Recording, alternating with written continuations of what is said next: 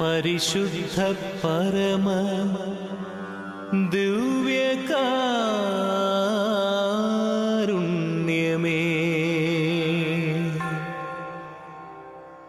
നിനക്കാരാധനയും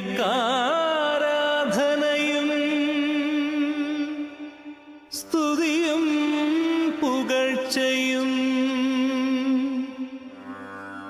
എന്നും എപ്പോഴും ഉണ്ടായിരിക്കട്ടെ. ആമേൻ, ആമേൻ,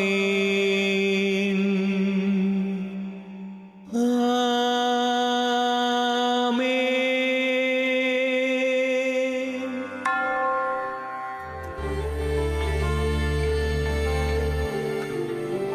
കരിസ്മാറ്റിക് മുന്നേറ്റത്തിലും ജീസസ് യൂത്ത് മൂവ്മെന്റിലെയും നിറസാന്നിധ്യമായിരുന്നു ഷെറി ജോസ്. 2017 ഏപ്രിൽ 25-ാം തീയതി ഈ ലോകത്തോട് വിട പറഞ്ഞ് നിത്യസമ്മാനത്തിനായി അദ്ദേഹം വിളിക്കപ്പെട്ടു. ഞാൻ സ്വപ്ന ഷെറി, ജീസസ് യൂത്തിലെ ഷെറിയുടെ ഭാര്യയും മക്കളുമാണ്. എൻ്റെ ഒരു സുഹൃത്ത് എന്നോട് ചോദിച്ചു, നീ എങ്ങനെ ഇതൊക്കെ ചെയ്തു എന്ന് ചോദിച്ചപ്പോൾ ഞാൻ പറഞ്ഞു, എൻ്റെ ഭർത്താവാണ് മരിച്ചത്, എൻ്റെ കർത്താവ് മരിച്ചിട്ടില്ല. കാരണം ഞാൻ എൻ്റെ ഈശോയായിട്ടുള്ള ബന്ധം ഇതുവരെ നഷ്ടപ്പെടുത്തിയിട്ടില്ല. ഈശോ മിശിഹായ്ക്ക് സ്തുതിയായിരിക്കട്ടെ. ഇമ്മാനുവേലിൻ്റെ പുതിയൊരു എപ്പിസോഡിലേക്ക് എല്ലാവർക്കും സ്വാഗതം. ദിവ്യകാരുണ്യ സ്നേഹത്തിൽ അടിയുറച്ച ഒരു കുടുംബമായിരുന്നു ഷെറിയുടെയും സ്വപ്നയുടെയും. പാറമേൽ ഭവനം പണിത വിവേകമതിയായ വ്യക്തിയെപ്പോലെ വിശുദ്ധ കുർബാന എന്ന ഉറച്ച അടിസ്ഥാനത്തിൽ പണിതുയർത്തിയ ആ കുടുംബം കാറ്റിലും കോളിലും തകർന്നു പോയില്ല. ദിവ്യകാരുണ്യ അനുഭവത്തിനെ കുറിച്ച് പറയുമ്പോൾ എനിക്ക് എൻ്റെ ചെറുപ്പം കാലത്തെ ആണ് ആദ്യം ഓർമ്മ വരുന്നത്. എൻ്റെ അമ്മ പതിവായി ഒരിക്കൽ പോലും കുർബാനയ്ക്ക് പോകാതെ ഇരിക്കുന്നത് ഞാൻ കണ്ടിട്ടില്ല. അത് രാവിലെ എഴുന്നേറ്റ് എൻ്റെ ഇടവപ്പള്ളി ഒത്തിരി ദൂരെയായിരുന്നു. ഞങ്ങൾ താമസിക്കുന്ന സ്ഥലത്ത് നിന്ന് ഒത്തിരി ദൂരെ ഞങ്ങളുടെ ഇടവപ്പള്ളി. പക്ഷേ അമ്മ രാവിലെ എഴുന്നേറ്റ് 6 മണിക്കത്തെ കുർബാനയ്ക്ക് എന്നെയും ഞാൻ 4ാം ക്ലാസ് മുതലാണ് കുർബാനയ്ക്ക് മുടങ്ങാതെ പോയി തുടങ്ങിയത്. ആ ഒരു അനുഭവം, പ്രാർത്ഥനയോടുള്ള അമ്മയുടെ സ്നേഹവും ദിവ്യബലിയിൽ അമ്മ ആയിരിക്കുന്നതൊക്കെ എന്നെ ഒത്തിരി ആകർഷിച്ചിട്ടുണ്ട്. പക്ഷെ അതിൻ്റെ ഡീപ്പിലേക്ക് ഞാൻ വരുന്നത് എൻ്റെ ഒരു കോളേജ് പഠനകാല സമയത്താണ്. ആ സമയത്ത് എനിക്ക് ഒരു 2 മാസത്തോളം ഒരു ദിവ്യകാരുണ്യ അനുഭവം എക്സ്പീരിയൻസ് ചെയ്യാനുള്ളൊരു സാഹചര്യം കിട്ടി. ഹസാരി ബാഗിൽ ബ്രദർ തോമസ് പോൾ ഗ്രൂപ്പിൻ്റെ കൂടെ.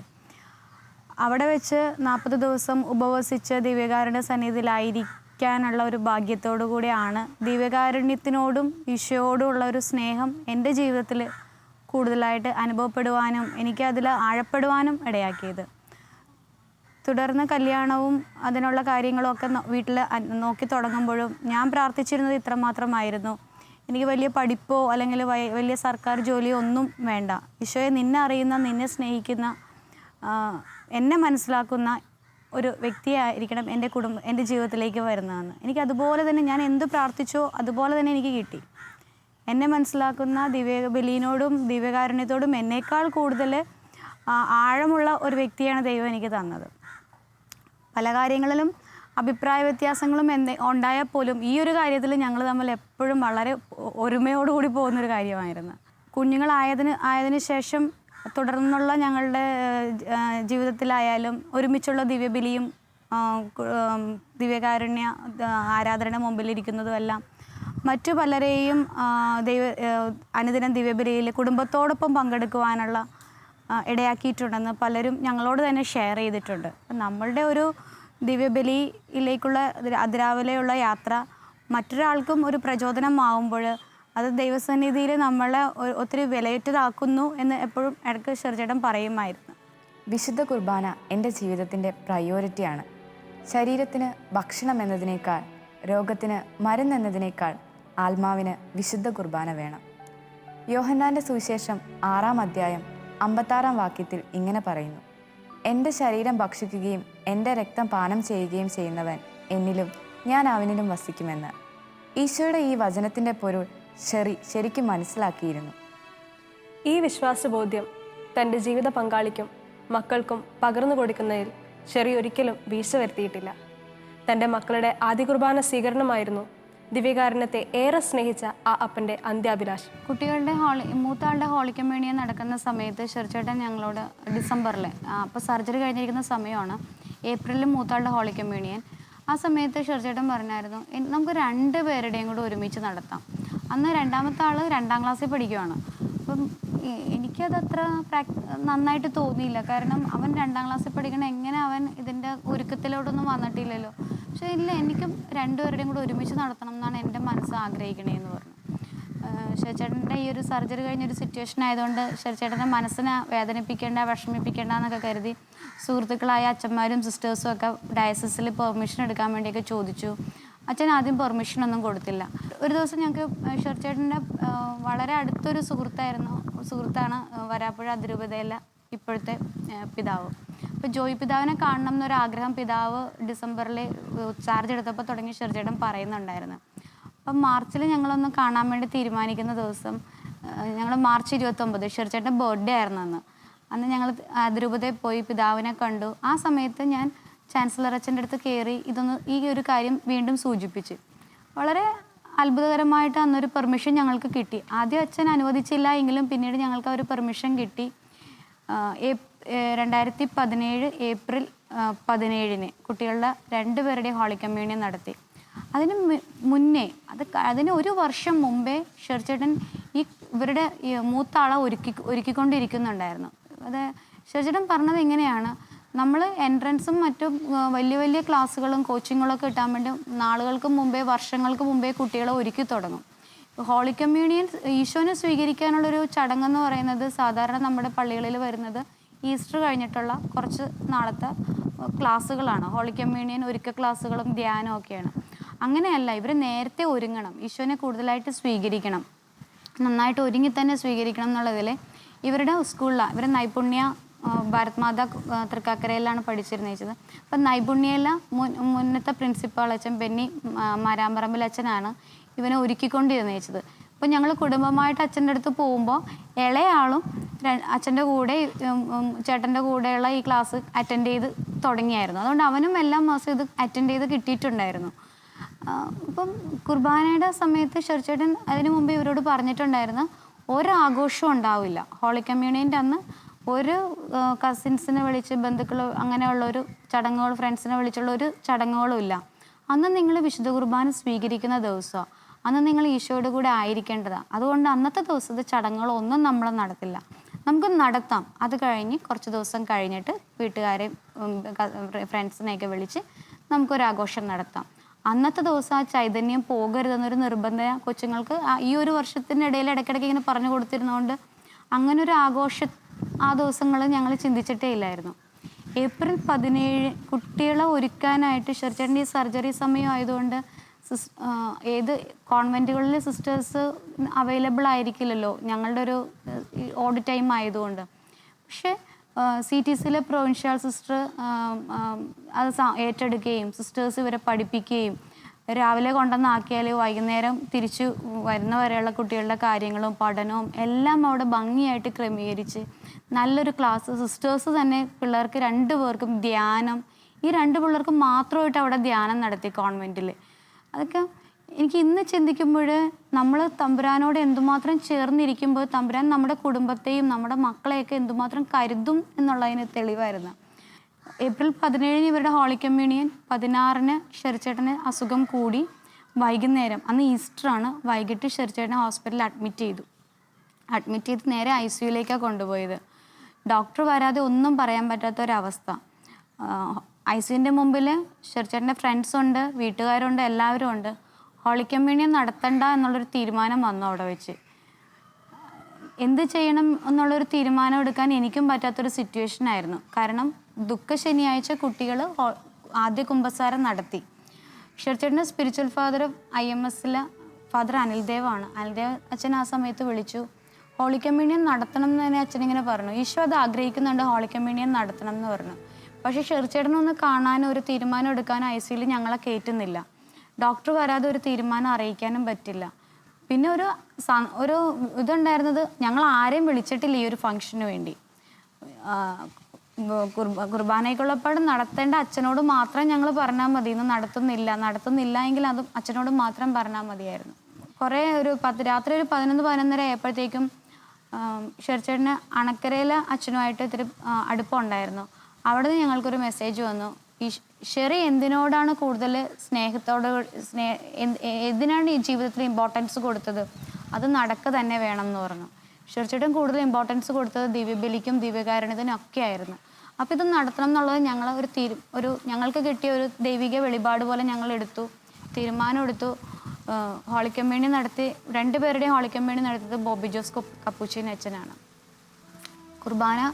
ഹോളിക്കമ്മേണീൻ്റെ കുർബാന കഴിഞ്ഞ് ഞങ്ങൾ നേരെ അച്ഛനും ഞങ്ങളും എല്ലാവരും കൂടി നേരെ ICUലൊക്കെ വന്നത്. കുട്ടികൾ ആ ഡ്രസ്സ് ഇട്ട് രാവിലെ മുതൽ ഇരുന്നു. പക്ഷെ അവർ ICUയിൽ കുട്ടികളെ കയറ്റാത്തതുകൊണ്ട് കുഞ്ഞുങ്ങൾക്ക് ആ ഡ്രസ്സ് ഇട്ട് അപ്പനെ കാണാൻ പറ്റിയില്ല. ഞാൻ കയറിയപ്പോൾ എന്നോട് ചോദിച്ചു കഴിഞ്ഞോ എന്ന് ചോദിച്ചു ഹോളിക്കമ്മേണി. ഞാൻ പറഞ്ഞു കഴിഞ്ഞു എന്ന് പറഞ്ഞു.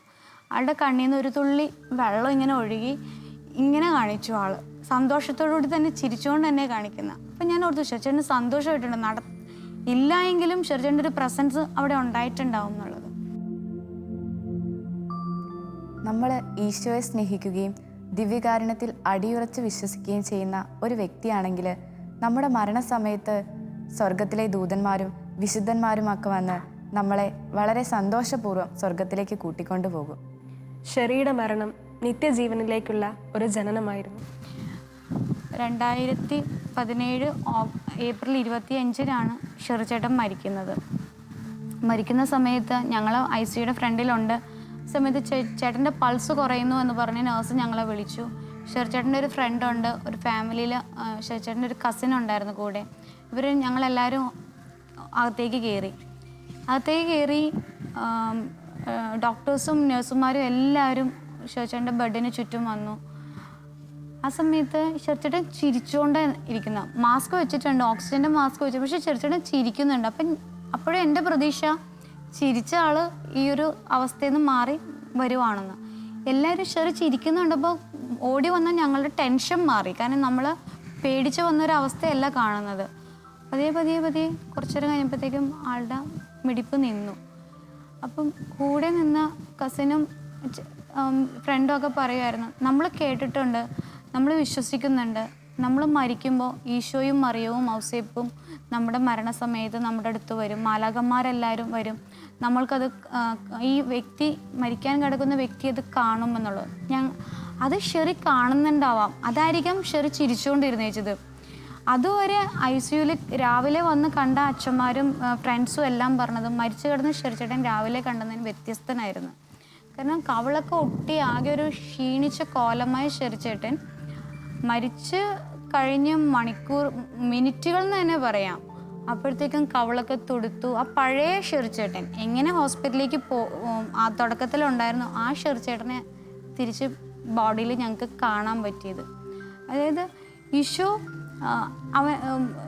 വളരെ സ്നേഹത്തോടു കൂടി എങ്ങനെ ഷെറിച്ചേട്ടനെ ഞങ്ങൾ ഒരാൾക്ക് പോലും ഷെറിയുടെ ഫേസിലേക്ക് നോക്കുമ്പോൾ സങ്കടം തോന്നാൻ ഇടവരാത്ത വിധം, അയ്യോ അവൻ ഇങ്ങനെ ആയിപ്പോയല്ലോ, ഇവൻ ഇങ്ങനെ ഒരു ആയിരുന്നു എന്ന് ഒരാൾ പോലും പറയില്ലായിരുന്നു ഷെറിച്ചേട്ടൻ്റെ ആ ഒരു ബോഡി കണ്ടു കഴിഞ്ഞാൽ.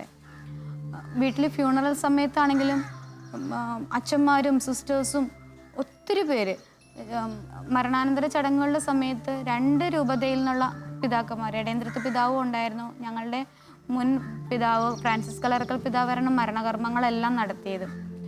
നമ്മുടെയൊക്കെ വീട്ടിലൊരു അച്ഛനോ ഒക്കെ ഉണ്ടെങ്കിലാണ് ഇത്രയും അച്ഛന്മാരും ബിഷപ്പൊക്കെ വന്ന് കർമ്മങ്ങൾ നടത്തുക. ഞങ്ങളുടെ വീട്ടിൽ ആരുമില്ല. പക്ഷേ സഭയോടും ഈശോയോടും ഷെറിച്ചേട്ടൻ കാണിച്ചൊരു ആത്മാർത്ഥതയ്ക്ക് പ്രതിഫലം കൊടുത്തതുപോലെയാണ് ആ മരണാനന്തര ചടങ്ങുകളെല്ലാം. ഞങ്ങളുടെ അയൽബന്ധങ്ങളും നോൺ കാത്തലിക്സായ ഞങ്ങളുടെ അയൽവാസികളും ഞങ്ങളുടെ ഫ്രണ്ട് സർക്കിളും ഞങ്ങളുടെ കുടുംബാംഗങ്ങളെല്ലാവരും ഷെറിച്ചേട്ടൻ്റെ ഈ ഒരു മരണാനന്തര കർമ്മം കഴിഞ്ഞിട്ട് ഇവൻ എന്തുമാത്രം ഈശോയോട് കൂടുതൽ അടുത്തിരുന്നു എന്നുള്ളതിൻ്റെ തെളിവായിരുന്നു ഈ ഒരു കർമ്മങ്ങളെന്ന് ഞങ്ങളോട് തന്നെ പറഞ്ഞിട്ടുണ്ട്. ഷെറിച്ചേട്ടൻ്റെ സിമിട്രിയിൽ ചിലപ്പോൾ കല്യാണക്കുറികൾ വന്ന് കിടക്കുന്നുണ്ട്. പ്രാർത്ഥിച്ചിട്ട് കല്യാണങ്ങൾ നടന്ന് മാറിയെന്നും പറഞ്ഞ് കല്യാണക്കുറികൾ വരുന്നുണ്ട്. വന്ന് ഓരോരുത്തർ തിരികെത്തിച്ചു വെച്ച് നന്ദി പറഞ്ഞു പോകുന്നുണ്ട്. കോൺവെൻറ്റുകളിൽ സിസ്റ്റേഴ്സ്, ഞങ്ങളുടെ പരിസരത്തുള്ള ഒരു 3-4-5 കോൺവെൻറ്റുകളുണ്ട്. നമ്മൾ അവിടെയൊക്കെ ചെന്ന സിസ്റ്റേഴ്സ് പറയും, ഞങ്ങൾ അവനോടാണ് പ്രാർത്ഥിക്കുന്നത് ഇപ്പോൾ. കാരണം അവൻ നമുക്ക് പരിചയമുള്ള ഒരു ഓഫീസിൽ, നമുക്ക് പരിചയമുള്ള ഒരാൾ ആ ഓഫീസിലുണ്ടെങ്കിൽ നമ്മളൊരു കാര്യത്തിന് പോകുമ്പോൾ നമ്മൾ ആദ്യം അയാളെയല്ലേ പോയി കണ്ട് കാര്യം പറയുള്ളൂ. ഇപ്പോൾ ഷെറി ഞങ്ങൾക്കതാ. ഷെറി ഞങ്ങൾക്ക് സ്വർഗത്തിൽ ഞങ്ങളുടെ മധ്യസ്ഥനാണ്. ഞങ്ങൾ അറിയാവുന്ന ഒരാളാണ്. ഞങ്ങൾ എന്ത് വന്നാലും ഷെറി നിനക്കറിയാലോ, പലർക്കും പല തീരുമാനങ്ങൾ എടുക്കാനായിട്ട്, രോഗത്തിന് സൗഖ്യം കിട്ടാനായിട്ട്, നല്ല മരണം കിട്ടാനായിട്ട്, വിവാഹം നടക്കാനായിട്ട്, കുടുംബകലഹങ്ങൾ മാറാനായിട്ട് ഒക്കെ പ്രാർത്ഥിക്കുന്നുണ്ടെന്ന് പറയുമ്പോൾ ഞങ്ങൾക്ക് ഒത്തിരി സന്തോഷമുണ്ട്. കാരണം ബൈബിളിൽ പറയുന്നുണ്ട്, പ്രഭാഷകൻ്റെ പുസ്തകത്തിൽ, നല്ല മനുഷ്യൻ്റെ ദിനങ്ങൾ പരിമിതങ്ങളാണ്, പക്ഷെ അവൻ്റെ സൽകീർത്തി എന്നും നിലനിൽക്കുന്നു. മരണവുമായി ബന്ധപ്പെട്ട് പറയുമ്പോൾ ഈശോ പറയുന്നുണ്ട്, ഞാൻ പോയി നിങ്ങൾക്കൊരു സ്ഥലം സജ്ജമാക്കി കഴിയുമ്പോൾ ഞാൻ ആയിരിക്കുന്നിടത്ത് നിങ്ങളും ആയിരിക്കേണ്ടതിന് ഞാൻ വീണ്ടും വന്ന് നിങ്ങളെ കൂട്ടിക്കൊണ്ടു പോകുന്നു. ഈശോ കൂട്ടിക്കൊണ്ടു പോകുന്നത് ഈശോയുടെ കൂടെ ആയിരിക്കാനാണെന്ന് ഈശോ പറയും അവിടെ. അപ്പോൾ ഇന്നും നമ്മൾ ഈശോയുടെ കൂടെ ഒരുമിച്ച് കൂടുമ്പോൾ ഈശോടൊപ്പം ഞങ്ങളുടെ ഷെറിച്ചേട്ടനുണ്ടെന്നുള്ളൊരു വിശ്വാസം ഞങ്ങൾക്കുണ്ട്. ഡിസംബറിൽ ഷെറിച്ചേട്ടൻ്റെ സ്പിരിച്വൽ ഫാദർ വന്നായിരുന്നു. ഷെറിച്ചേട്ടൻ്റെ അടുത്ത് 2-3 ദിവസം അടുപ്പിച്ച് വന്ന് ഷെറിച്ചേട്ടൻ ഒരുക്കുകയായിരുന്നു എന്ന് തന്നെ പറയാം. അതിനുശേഷമാണ് ഷെറിച്ചേട്ടൻ കുട്ടികളുടെ ഹോളി കമ്മ്യൂണിയൻ ഒരുമിച്ച് നടത്തണം, പ്രാർത്ഥിക്കുന്ന ഒരു ശൈലി തന്നെ മാറിപ്പോയായിരുന്നു. മണിക്കൂറുകളോളം മുട്ടുകുത്തി ഈ സർജറി കഴിഞ്ഞ സമയത്ത് പോലും ദിവ്യകാരുണ്യം, അവിടെ ഒരു മാർത്തോമ്മ ഭവനുണ്ട് ഞങ്ങൾ താമസിച്ചിരുന്നതിൻ്റെ അടുത്ത്, അവിടെ പോയി മണിക്കൂറുകളോളം മുട്ടയിൽ നിന്ന് ദിവ്യകാരുണ്യത്തിൻ്റെ മുമ്പിൽ കൈ വിരിച്ച് പിടിച്ച് പ്രാർത്ഥിക്കുമ്പോൾ ഞാൻ പോയി ഇടയ്ക്ക് പോയി പറയും, ഷെറിച്ചേട്ടൻ ഇരുന്നോ, ആദ്യം നേരം മുട്ടുകുത്തി നിൽക്കണ്ട. പക്ഷേ ഷെറിച്ചേട്ടൻ എന്നെ ഒന്ന് നോക്കുക മാത്രമേ ഉള്ളൂ. ഞാൻ പറയുന്ന ഒന്നും മുഖവിലൊക്കെ എടുക്കുക അതനുസരിക്കൊന്നും ചെയ്തിട്ടില്ല. അത് പറയുമ്പോഴൊന്നും ആള് കഴിയുന്നത് വരെ മുട്ടുകുത്തി നിന്ന് പ്രാർത്ഥിച്ച് ആ ഒരു ഭക്തിയും തീക്ഷ്ണതയും ഇന്നും ഞങ്ങൾക്ക് ഞങ്ങളെന്ന ദിവ്യകാരുണ്യ സന്നിധിയിൽ നിൽക്കുമ്പോൾ ഞങ്ങൾ ഓർക്കും, ഞങ്ങളുടെ അപ്പ ഞങ്ങൾക്ക് വേണ്ടി ഈശോയുടെ മുമ്പിൽ പ്രാർത്ഥിച്ചതുപോലെ പ്രാർത്ഥിക്കാനായിട്ട് ഞങ്ങൾക്കൊരു എന്താ പറയുക, ഞങ്ങൾക്ക് മുന്നേ കാണിച്ചു തന്നു എങ്ങനെയാണ് പ്രാർത്ഥിക്കേണ്ടതെന്നുള്ളത്. സാഷ്ടാംഗം പ്രാർത്ഥിക്കാൻ പിള്ളേരൊക്കെ ഇവരെന്നും ആരാധനയ്ക്ക് പോകുന്നുണ്ട്. ഷെറിച്ചേട്ടൻ എന്നും കുർബാനയും ആരാധനയും ഞങ്ങൾ മുടക്കാതെ പോകുന്നുണ്ട്. കുട്ടികളുടെ ഒരു വളർച്ചയിലും അവരുടെ ഇതിലുമെല്ലാം അപ്പയുടെ ഈ ഒരു ശൈലിയും അപ്പയുടെ ഈ ഒരു ആത്മീയതയും ഒത്തിരി അവരെ സഹായിക്കുന്നുണ്ട്. ഈശോ നമ്മളോട് ആഹ്വാനം ചെയ്യുന്നുണ്ട്, നിങ്ങൾ ലോകത്തിൻ്റെ അതിർത്തികൾ വരെ എനിക്ക് സാക്ഷ്യം വഹിക്കാൻ. ഷെറി തൻ്റെ ജീവിതത്തിലുടനീളം ക്രിസ്തുവിന് സാക്ഷ്യം വഹിച്ചു. ഒപ്പം തൻ്റെ മരണത്തിലും ക്രിസ്തുവിന് സാക്ഷ്യം വഹിക്കാൻ ഷെറിക്ക് സാധിച്ചു. നമ്മുടെ ബൈബിളിൽ എഴുതിയിട്ടുണ്ട്, ജീവിച്ചിരിക്കുമ്പോൾ ആരെയും നാം ഭാഗ്യവാനെന്ന് വിളിക്കരുത്, മരണത്തിലൂടെയാണ് ഒരുവൻ ഭാഗ്യവാനെന്ന് വെളിപ്പെടുക എന്നുള്ളത്. ഇന്ന് തിരിഞ്ഞു നോക്കുമ്പോൾ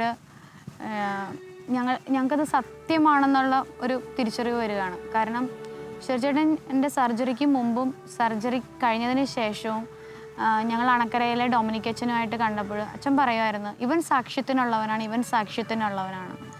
ഞാനതെടുത്തത് അസുഖം മാറിയുള്ളൊരു സാക്ഷ്യമെന്നായിരുന്നു ഞാനെടുത്തത്, അങ്ങനെ ഒരു സാക്ഷ്യം. പക്ഷെ ഇന്ന് നോക്കുമ്പോൾ ഷെറിച്ചേട്ടനിലൂടെ പലർക്കും ഈശോയുടെ ഒരു സ്നേഹത്തിലേക്കും അനുദിന ദിവ്യബലിയിൽ പങ്കെടുക്കാനുള്ള ഒരു പ്രേരണ ഉണ്ടാകാനും കുറേ നല്ല തീരുമാനങ്ങൾ എടുക്കാനും ആ ഒരു നല്ല ശൈലികൾ പിന്തുടരാനും ഉള്ളൊരു പ്രോത്സാഹനവും ഷെറിച്ചേട്ടനോട് പ്രാർത്ഥിച്ചിട്ട് ഇൻറ്റർസീഡ് ചെയ്തിട്ട് കിട്ടുന്ന ഓരോ ആത്മീയമായ അനുഭവങ്ങളൊക്കെ പങ്കുവയ്ക്കുമ്പോൾ ഇന്ന് ഞാൻ തിരിച്ചറിയുന്നത് ഷെറിച്ചേട്ടൻ ഒരു മരണാനന്തര സാക്ഷ്യമായിട്ട് മാറിയെന്നുള്ളതാണ്. കാരണം ഒരു വ്യക്തിയുടെ ജീവിതം അനേകരെ, ഈശോയുടെ ജീവിതം നമ്മളെ കൂടുതൽ ഇത് ചെയ്യുന്ന പോലെ തന്നെ ഒരു വ്യക്തിയുടെ ജീവിതം, ഈശോയോട് കൂടുതൽ അടുത്തിരുന്ന ഒരു വ്യക്തിയുടെ ജീവിതവും അനേകർക്കൊരു മാതൃകയാക്കാനായിട്ടുള്ളൊരു ഒരു തുറന്ന ഒരു പുസ്തകമാകാനൊക്കെ ആയിട്ടുള്ളൊരു സാധ്യത. നമ്മുടെ പ്രിയപ്പെട്ടവർ മരിച്ചു പോയതിനു ശേഷം അവർക്ക് വേണ്ടി എന്തു ചെയ്യാൻ നമുക്ക് സാധിക്കും? തീർച്ചയായിട്ടും അവർക്ക് വേണ്ടി വിശുദ്ധ കുർബാന അർപ്പിച്ച് അവർക്ക് വേണ്ടി പ്രാർത്ഥിക്കാനായിട്ട് നമുക്ക് സാധിക്കും. നമ്മുടെ പ്രിയപ്പെട്ടവർക്കൊപ്പം ശുദ്ധീകരണ സ്ഥലത്തെ 1000 ആത്മാക്കളെ സ്വർഗത്തിലേക്ക് കൊണ്ടുപോകണമെങ്കിൽ എന്ത് ചെയ്യാൻ കഴിയും? സ്വപ്നയും മക്കളും ഷെറിയുടെ ഫസ്റ്റ് ഡെത്ത് ആനിവേഴ്സറിക്ക് ചെയ്ത ഒരുക്കങ്ങളെപ്പറ്റി നമുക്ക് ശ്രവിക്കാം.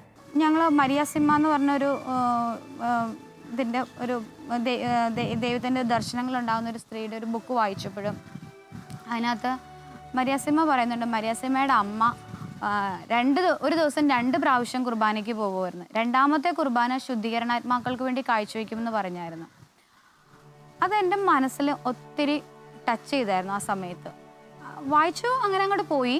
പക്ഷെ പിന്നീട് ഷെറിച്ചേട്ടൻ്റെ 1ാം വർഷം അടുക്കുന്നതിന് മുമ്പ് എന്തെങ്കിലും സംതിങ് വെറൈറ്റി ആയിട്ട് ചെയ്യണം എന്നുള്ളൊരു തോന്നൽ ഉള്ളിൽ വന്നു. അപ്പം ഞാൻ ഓർത്തു, ചെറുച്ചേട്ടൻ സ്വർഗത്തിൽ 1 വർഷം ആഘോഷിക്കുമ്പോൾ ശുദ്ധീകരണ സ്ഥലത്ത് കിടക്കുന്ന എത്രയോ ആത്മാക്കളാ ആ ദിവസം സ്വർഗത്തിലേക്ക് കൊണ്ടുചെല്ലാൻ. നമ്മുടെ ബൈബിളിൽ പറയുന്നുണ്ട്, നമ്മുടെ പ്രാർത്ഥനയും നമ്മുടെ ദിവ്യബലിയും നമ്മുടെ ദാനധർമ്മങ്ങളുമാണ് ശുദ്ധീകരണ ആത്മാക്കളെ സ്വർഗത്തിലേക്ക് കൊണ്ടുപോകുന്ന കാര്യം. ഇത് അങ്ങനെയെങ്കിൽ ഞങ്ങൾക്ക് ചെയ്യാൻ പറ്റുന്നത് ചെയ്ത് ശുദ്ധീകരണാത്മാക്കളെ സ്വർഗത്തിലേക്ക് കൂട്ടിക്കൊണ്ടുവരാൻ ഞങ്ങളൊരു തീരുമാനം എടുത്തു. ഞങ്ങൾ കുറച്ച് നാളുകളായിട്ട് അപ്പോൾ ഈ ഒരു തോന്നൽ എൻ്റെ ഉള്ളിൽ വന്നപ്പോൾ, ഇത് ഈശോ ആഗ്രഹിക്കുന്നുണ്ടോ, ഇത് കറക്റ്റാണോ എന്നുള്ളൊരു തോന്നൽ എൻ്റെ മനസ്സിൽ ഉദിച്ചായിരുന്നു. ഞാനപ്പോൾ ഈശോനെ ഇങ്ങനെ ചോദിച്ചു, ഈശോയെ എൻ്റെ മനസ്സിൽ വന്ന കാര്യം, ഈശോ നീ ആഗ്രഹിക്കുന്നുണ്ടെങ്കിൽ എനിക്കിതിനൊരു അടയാളം തരണം എന്നിങ്ങനെ പറഞ്ഞു. അന്ന് ഞാൻ കണ്ണുകുന്നത്ത് പള്ളിയിൽ ഹോളി വീക്കിൻ്റെ ഒരു കാര്യമായിട്ട് നിൽക്കുമ്പോൾ ഒരു അച്ഛൻ കുർബാനയ്ക്ക് ഇങ്ങനെ വരിക. ഞാൻ രാവിലെ കുർബാന കൂടിയതാണ്, പക്ഷെ അച്ഛൻ പറഞ്ഞു, സ്വപ്നം ഞാൻ കുർബാനയ്ക്ക് കയറുക, വാ കുർബാനയ്ക്ക് കയറിക്കോ. അപ്പോൾ ഇവൻ അച്ഛൻ കുർബാന കൂടിയതാണ്, അത് കുഴപ്പമില്ല, ഒരു കുർബാനയും കൂടി കൂടിക്കോ എന്ന് പറഞ്ഞു. അപ്പം എന്നെ അച്ഛൻ കുർബാനയ്ക്ക് കയറാനുള്ള ഡ്രസ്സിട്ട് നടന്നു വരുമ്പോഴാണ് എന്നെ വിളിക്കുന്നത്. അപ്പോൾ എൻ്റെ ഉള്ളിൽ ഈശോ എന്നെ വിളിക്കുന്ന പോലെയാണ്. എനിക്കതൊരു ഞാൻ എൻ്റെ മനസ്സിൽ തോന്നിയത് ഈശോ ആഗ്രഹിക്കുന്നു എന്നുള്ളത് എനിക്കൊരു ഉറപ്പായി. അതിനുശേഷം ഒരു ദിവസം പോലും ഞങ്ങൾക്ക് കുർബാന മുടങ്ങാതെ ഈ 25-ാം തീയതി വരെ ഈ ദൈവകൃപയാൽ ഞങ്ങൾക്ക് കുർബാന മുടക്കാൻ പറ്റാതെ ഞങ്ങൾ ഡെയിലി 2 കുർബാന ഞങ്ങൾക്ക് സാധിച്ചു. ഈശ്വരച്ചേട്ടൻ്റെ ചടങ്ങുകളെല്ലാം ഒത്തിരി മനോഹരമായപ്പോഴും ആളുകൾ പറഞ്ഞു, ഇത് എങ്ങനെ സാധിച്ചു? ഞാൻ വിശ്വസിക്കുന്നു സ്വർഗത്തിലെത്തപ്പെട്ട അനേകം ആത്മാക്കളുടെ സഹായവും സംരക്ഷണവും എല്ലാം ഞങ്ങൾക്ക് ഈ ദിവസങ്ങളിലെല്ലാം ഉണ്ടായിട്ടുണ്ടെന്ന്. കാരണം നമ്മളുടെ കുടുംബത്തിൽ നിന്ന് ഒരാൾ മരിച്ചു കഴിയുമ്പോഴേ നമ്മൾ ആ ഒരു അവസ്ഥയെ കുറിച്ച് ചിന്തിക്കുള്ളൂ. തീർച്ചയായിട്ടും എൻ്റെ കുടുംബത്തിൽ ഈ ഒരു അവസ്ഥ വന്നപ്പോഴാണ് ഞാൻ മരിച്ച വിശ്വാസികൾക്ക് വേണ്ടി കൂടുതലായി എന്തെങ്കിലും ചെയ്യണം എന്നുള്ളൊരു തോന്നൽ വന്നത്. സുവിശേഷത്തിൽ നമ്മൾ വായിക്കുന്നുണ്ട്, യേശു 40 ദിവസം ഉപവസിച്ച് പ്രാർത്ഥിച്ചെന്ന്. സാധാരണക്കാരായ നമുക്കും ഇതുപോലെയൊക്കെ സാധിക്കുമോ? ബ്രദർ തോമസ് പോളിൻ്റെ ടീമിനൊപ്പം 40 ദിവസം ദിവ്യകാരുണ്യ ആരാധനയ്ക്കായി പോയ സ്വപ്ന അപ്രതീക്ഷിതമായാണെങ്കിലും 40 ദിവസം ഉപവസിച്ച് ഈശോയുടെ ശരീരവും രക്തവും മാത്രം ഭക്ഷിച്ച് ജീവിച്ചു. അത് സ്വപ്നയുടെ ജീവിതത്തിലെ ഒരു ശക്തി കേന്ദ്രമായി മാറി. എൻ്റെ കൂടെ ഉണ്ടായിരുന്നതിൽ ഒരു ചേച്ചി 40 ദിവസം ഫാസ്റ്റിംഗ് എടുക്കാൻ റെഡിയായിട്ട് തന്നെയാണ് ഇവിടുന്ന് പോകുന്നത്. എന്നെ സംബന്ധിച്ചത് ഒരിക്കലും നടക്കാൻ പറ്റാത്ത കാര്യമായതുകൊണ്ട് ഞാൻ അതിനെക്കുറിച്ച് ചിന്തിച്ചിട്ട് പോലുമില്ല. പക്ഷെ തുടങ്ങുന്നതിൻ്റെ അന്ന് ചേച്ചി എൻ്റെ അടുത്ത് പറഞ്ഞു, ഒരു തുടക്കത്തിൽ ഒരു കമ്പനി തരാൻ വേണ്ടി എന്നെ ഒന്ന് വിളിച്ചു, ഒന്ന് തുടങ്ങാൻ വേണ്ടി ഒരു കൂട്ട്. അപ്പോൾ ഞാൻ ഓർത്തു, എന്തായാലും ഞാൻ എടുക്കുന്നില്ല, മറ്റുള്ളവർക്കൊരു ഉപകാരമെങ്കിലും ആയിക്കോട്ടെ എന്ന് കരുതി ഒരു ദിവസം ഞാൻ എടുത്തു. പിന്നെയുള്ള ഒരു 3-4-5 ദിവസം വരെ ഒരു ചെറിയൊരു പ്രയാസങ്ങൾ ഫീൽ ചെയ്തെങ്കിലും അതൊരു വലിയൊരു ഉപവസിച്ച് നിൽക്കുന്നു, ദിവ്യകാരുണ്യം മാത്രമേ ഞങ്ങൾ സ്വീകരിക്കുന്നുള്ളൂ, വെള്ളം മാത്രമേ കുടിക്കുന്നുള്ളൂ, ഭക്ഷണം കഴിച്ചില്ലെങ്കിൽ നമുക്ക് എന്തെങ്കിലും സംഭവിക്കും, മരിച്ചു പോകും, അങ്ങനെയുള്ള ധാരണകളൊക്കെ അങ്ങോട്ട് അതിലംഘിച്ച് 40 ദിവസവും ഈശോയുടെ കൂടെ ആയിരിക്കുവാൻ, ഈശോയെ മാത്രം സ്വീകരിച്ച് ദിവ്യകാരുണ്യം സ്വീകരിച്ച് ജീവിക്കാനുള്ളൊരു കൃപ എനിക്ക് തിരിഞ്ഞു നോക്കുമ്പോൾ ഇന്നും എനിക്ക് അത്ഭുതമാണ്. എന്നെക്കൊണ്ട് നടക്കില്ലാത്തൊരു കാര്യമാണ്. എൻ്റെ വീട്ടുകാർക്ക് പോലും വിശ്വസനീയമായിരുന്നില്ല ഞാൻ എടുത്തു എന്നുള്ളത്. കാരണം നമ്മുടെ ശക്തിക്ക് അതീതമായിട്ട് ദൈവം നമ്മൾ ചില സമയത്ത് നമുക്ക് കൃപകൾ തന്ന് നമ്മൾ ഉയർത്തും എന്ന് പറയുന്ന സത്യമാണ്. ആ ഒരു അനുഗ്രഹവും കൃപയും ശക്തിയും ആയിരിക്കാം ഒരു പക്ഷേ തുടർന്നുള്ള എൻ്റെയൊക്കെ ജീവിതത്തിലും ഇന്നുള്ള ഞങ്ങളുടെ ജീവിതത്തിലുമൊക്കെ ഒരു ബലമായിട്ട് കൂടെയുള്ളത്. ദിവ്യകാരുണ്യം മാത്രം സ്വീകരിച്ച് എങ്ങനെ ജീവിക്കാമെന്ന് ഞാനും കുറേ പലരെക്കുറിച്ച് കേട്ടിട്ടുണ്ടെങ്കിലും എൻ്റെ ഉള്ളിലും ഉണ്ടായിരുന്നത് എങ്ങനെ സംഭവിക്കും, ഇങ്ങനെയൊക്കെ നടക്കും എന്നുള്ളത്. ചില ദിവസങ്ങളിൽ കോൺവെൻറ്റിൽ കുർബാന ചെല്ലാൻ അച്ഛൻ വരുന്നത് വൈകുന്നേരങ്ങളിലായിരുന്നു. ആ വൈകുന്നേരം വരെ ഒരു ആത്മാവിൻ്റെ ഒരു ഹൃദയത്തിൻ്റെ ഒരു തുടിപ്പ് നമ്മൾ അറിയുന്നുണ്ടായിരുന്നു. ആ ദിവ്യകാരുണ്യം സ്വീകരിച്ച് കഴിയുമ്പോൾ ഒരു ആശ്വാസം ലഭിക്കുന്നതും എൻ്റെ ആത്മാവ് കർത്താവിനായി ദാഹിക്കുന്നു എന്നൊക്കെ പറയുന്ന ഒരു ആ തീക്ഷ്ണതയും തീവ്രതയൊക്കെ ഞങ്ങൾ ആ സമയങ്ങൾ അനുഭവിച്ചറിയാൻ പറ്റിയായിരുന്നു. വിശുദ്ധ യോഹന്നാന്റെ സുവിശേഷം 10-ാം അധ്യായം 10-ാം വാക്യത്തിൽ ഈശോ നമ്മോട് പറയുന്നു, ഞാൻ വന്നിരിക്കുന്നത് അവർക്ക് ജീവൻ ഉണ്ടാകുവാനും അത് സമൃദ്ധമായി ഉണ്ടാകുവാനുമാണ്. 2000 വർഷങ്ങൾക്ക് മുമ്പ് ഈശോ ഈ ലോകത്തിലായിരുന്നപ്പോൾ, നസ്രത്തിലും ഗലീലയും ഒക്കെ ആയിരുന്നപ്പോൾ, തൻ്റെ കരസ്പർശനത്താൽ, തൻ്റെ സാമീപ്യത്താൽ, സൗഖ്യദായക വചനങ്ങളാലാണ് ഈശോ സമൃദ്ധമായ ജീവൻ അവർക്ക് പകർന്നു നൽകിയത്. ഇന്ന് ഈശോ തൻ്റെ സമൃദ്ധമായ ജീവൻ നമുക്ക് വേണ്ടി പകർന്നു തരുന്നത് ഓരോ വിശുദ്ധ കുർബാനയിലൂടെയുമാണ്. നമ്മളുടെ ബലഹീനതയിൽ ശക്തിയേകാനായി, നമ്മുടെ സ്വഭാവ ദോഷങ്ങൾക്ക് പരിഹാരമായി, ഔഷധമായി വിശുദ്ധ കുർബാനയിലൂടെ ഈശോ നമ്മിലേക്ക് കടന്നു വരുന്നു. സ്വാഭാവികമായിട്ട് എനിക്ക് പെട്ടെന്ന് ദേഷ്യം വരുന്നൊരു ക്യാരക്ടറാണ് എൻ്റെ. ഈശോനോട് ഞാൻ ചേട്ടൻ്റെ മനസ്സിൽ ഞാൻ കൂടുതൽ പ്രാർത്ഥിക്കാൻ തുടങ്ങി. കാരണം മറ്റത് ഞാൻ പെട്ടെന്ന് ദേഷ്യപ്പെടുമ്പോൾ അതൊന്ന് പിള്ളേരുടെ ഇടയിലൊന്ന് ശാന്തമാക്കാനായിട്ട് ചേട്ടൻ കടന്നു വന്ന് ആ പ്രശ്നം സോൾവ് ചെയ്യുമായിരുന്നു. ഇപ്പോൾ ഞാൻ പഴയ പോലെ ഒന്ന് ദേഷ്യപ്പെട്ടിട്ടുണ്ടെങ്കിൽ അത് കുട്ടികളിൽ ഉണ്ടാക്കുന്ന വ്യത്യാസങ്ങൾ ഒത്തിരി വലുതായിരിക്കും. കാരണം അവർക്കൊന്ന് ഷെയർ ചെയ്യാൻ അപ്പയില്ല. എൻ്റെ ഈ സ്വഭാവം കാരണം കുട്ടികൾക്ക് എന്നോടൊരു തുറവി തോന്നിയില്ലെങ്കിലോ ഈ ഒരു പ്രയാസമൊക്കെ എൻ്റെ ഉള്ളിലുണ്ടായിരുന്നു. ഇതെല്ലാം ഞാൻ ഈശോയുടെ അടുക്കലാണ് കൊടുക്കുന്നത്. എന്നും ദിവ്യബലിയിൽ ഈ കാസയും ബിലാസയൊക്കെ ഉയർത്തുമ്പോൾ ഞാൻ പ്രാർത്ഥിക്കും, ഈശോയെ എൻ്റെ ഈ കുറവ്, എൻ്റെ ഈ ദേഷ്യ സ്വഭാവം, പെട്ടെന്ന് ഉള്ള എൻ്റെ പ്രകോപനപരമായ സമീപനം, ഇതെല്ലാം ഈശോ നിൻ്റെ രക്തത്താൽ കഴുകി എന്നെ വിശുദ്ധീകരിക്കണമേ. എനിക്ക് ക്ഷമിക്കുവാനായിട്ട്, ആ സിറ്റുവേഷനൊക്കെ വളരെ സ്മൂത്തായിട്ട് കൈകാര്യം ചെയ്യാനായിട്ട്, മറക്കാനായിട്ട്. പിള്ളേരുടെ ആയാലും ചില സമയത്ത് രണ്ടുപേരും കൂടി തല്ലുപിടിക്കണം കാണുമ്പോൾ നമ്മുടെ കൺട്രോളൊക്കെ ചില സമയത്ത് പോവാറുണ്ട്. പക്ഷെ അവിടെ ഒന്ന് കൺട്രോൾ ചെയ്യാൻ ഈശോ എന്നെ തന്നെ ഒന്ന് കൺട്രോൾ ചെയ്യാൻ എന്നെ സഹായിക്കണമെന്ന് ഡെയിലി ദിവ്യബലിയിൽ പ്രാർത്ഥിച്ചു തുടങ്ങിയപ്പോൾ അവിടെ ഒരു വ്യത്യാസം എനിക്ക് ഫീൽ ചെയ്തു തുടങ്ങി. കുട്ടികൾക്ക് ആ ഒരു അപ്പനോട് പറയുന്ന പോലെ തന്നെ, അപ്പനോട് കളിക്കുന്ന പോലെ തന്നെ അവർ നമ്മളോടും കളിക്കാനും നമ്മളോടും സംസാരിക്കാനും ഒക്കെ തുടങ്ങി. ദിവ്യകാരുണ്യത്തെ കൂടുതൽ അറിയുവാനും കൂടുതൽ ആഴപ്പെട്ട് ജീവിക്കുവാനും ഇമ്മാനുവേൽ എന്ന ഈ പ്രോഗ്രാമിലൂടെ എല്ലാവർക്കും സാധിക്കട്ടെ എന്ന് നമുക്ക് ആത്മാർത്ഥമായി പ്രാർത്ഥിക്കാം. അതിനുവേണ്ടി മാധ്യസ്ഥ്യം യാചിച്ച് നമുക്ക് തിരുഹൃദയ ജപമാല ചൊല്ലാം. മിശിഹായുടെ ദിവ്യാത്മാവേ, എന്നെ ശുദ്ധീകരിക്കണമേ. മിശിഹായുടെ തിരുശരീരമേ, എന്നെ രക്ഷിക്കണമേ. മിശിഹായുടെ തിരുരക്തമേ, എന്നെ ലഹരി പിടിപ്പിക്കണമേ. മിശിഹായുടെ തിരുവിലാവിലെ വെള്ളമേ, എന്നെ കഴുകണമേ. മിശിഹായുടെ പീഡാനുഭവമേ, എന്നെ ധൈര്യപ്പെടുത്തണമേ. നല്ല ഈശോ, എൻ്റെ അപേക്ഷ കേൾക്കണമേ. അങ്ങേ തിരുമുറിവുകൾക്കിടയിൽ എന്നെ മറച്ചുകൊള്ളണമേ. അങ്ങയിൽ നിന്ന് പിരിഞ്ഞു പോകുവാൻ എന്നെ അനുവദിക്കരുതേ. ദുഷ്ടശത്രുവിൽ നിന്ന് എന്നെ കാത്തുകൊള്ളണമേ. എൻ്റെ മരണനേരത്ത് എന്നെ അങ്ങേ പക്കലേക്ക് വിളിക്കണമേ. അങ്ങേ പരിശുദ്ധാന്മാരോട് കൂടി നിത്യമായി അങ്ങേ സ്തുതിക്കുന്നതിന് അങ്ങേ അടുക്കൽ വരുവാൻ എന്നോട് കൽപ്പിക്കണമേ. ഹൃദയശാന്തതയും എളിമയുള്ള ഈശോ, എൻ്റെ ഹൃദയം അങ്ങേ ദിവ്യഹൃദയത്തിന് ഒത്തതാക്കി അരുളണമേ. ഈശോയുടെ മാധുര്യമുള്ള തിരുഹൃദയമേ, എൻ്റെ സ്നേഹമായിരിക്കണമേ. ഈശോയുടെ മാധുര്യമുള്ള തിരുഹൃദയമേ, എൻ്റെ സ്നേഹമായിരിക്കണമേ. ഈശോയുടെ മാധുര്യമുള്ള തിരുഹൃദയമേ, എൻ്റെ സ്നേഹമായിരിക്കണമേ. മറിയത്തിൻ്റെ മാധുര്യമുള്ള ദിവ്യഹൃദയമേ, എൻ്റെ രക്ഷയായിരിക്കണമേ. ഈശോയുടെ മാധുര്യമുള്ള തിരുഹൃദയമേ, ഞങ്ങളുടെ മേൽ അലിവുണ്ടായിരിക്കണമേ. അമലോത്ഭവ മറിയത്തിൻ്റെ കറയില്ലാത്ത ദിവ്യഹൃദയമേ, ഞങ്ങൾക്ക് വേണ്ടി അപേക്ഷിക്കണമേ. തിരുഹൃദയത്തിൻ്റെ നാഥേ, ഞങ്ങൾക്ക് വേണ്ടി അപേക്ഷിക്കണമേ. ഈശോയുടെ തിരുഹൃദയം എല്ലായിടത്തും സ്നേഹിക്കപ്പെടട്ടെ. മരണവേദന അനുഭവിച്ച ഈശോയുടെ തിരുഹൃദയമേ, മരിക്കുന്നവരുടെ മേൽ കൃപയായിരിക്കണമേ. പരിശുദ്ധ പരമ ദിവ്യകാരുണ്യത്തിന് എന്നേരവും ആരാധനയും സ്തുതിയും പുകഴ്ചയും ഉണ്ടായിരിക്കട്ടെ.